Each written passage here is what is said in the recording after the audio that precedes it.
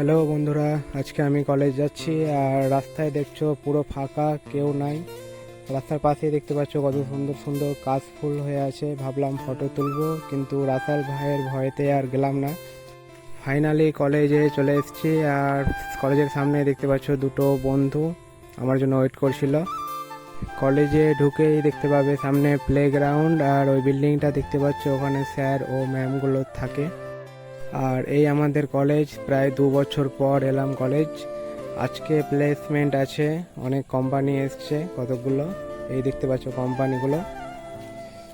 আর এই রুমে কত সিনিয়র দাদা ভাইরা এসছে ওই জবের জন্য।